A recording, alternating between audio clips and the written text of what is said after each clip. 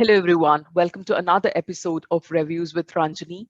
It's been quite a while, but I did want to come back and do this. This is episode 38, and the book that we'll talk about today is called An Astronaut's Guide to Life. It's been a while since I read this, but there were like three lessons which are quite counterintuitive that way that I wanted to leave you with. So let's get started. So Colonel Chris Hadfield, he's the first Canadian astronaut to walk in space.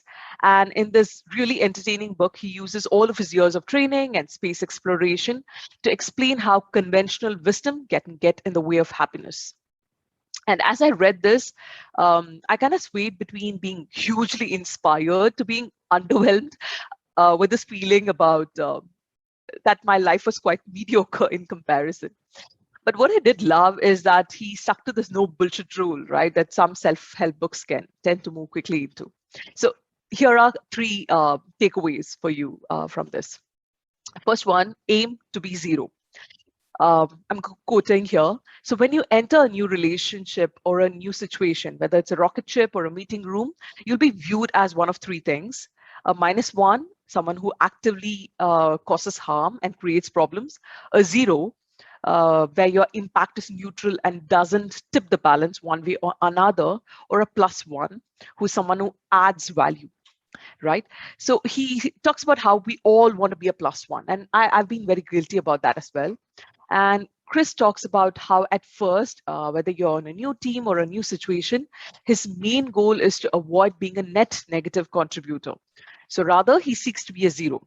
And he says that by doing this and proclaiming, by not proclaiming yourself to be a +1, or rather, if you proclaim yourself to be a +1, you're almost certainly singling yourself out to be a -1 right away, right?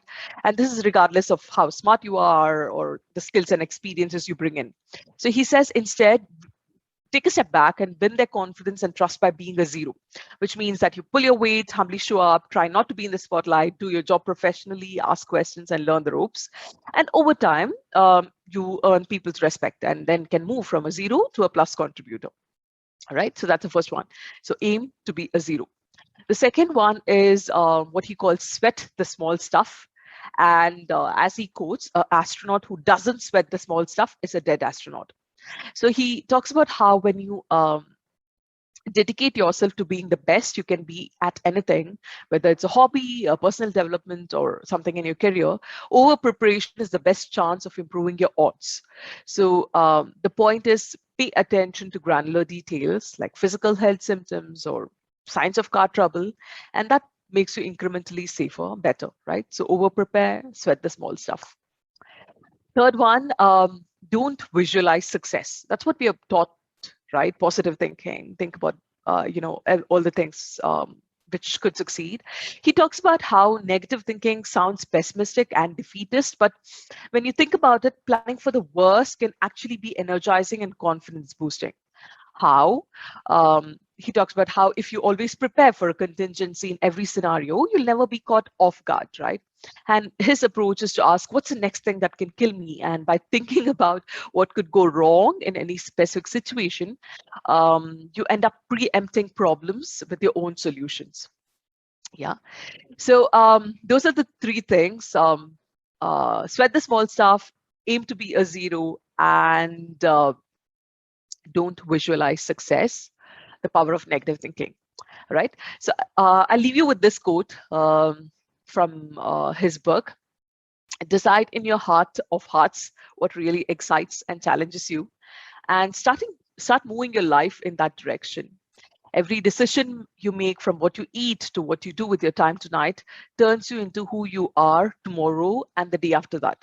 Look at who you want to be and start sculpting yourself into that person. And he talks about how you don't let life randomly kick you into the adult you don't want to become. Uh, I quite like this. I hope you like the review as well. And if there's a book in this genre that you'd recommend, drop me a note. Yeah. Thank you, folks. I will talk to you soon with another brilliant book. Yeah. Take care. Bye.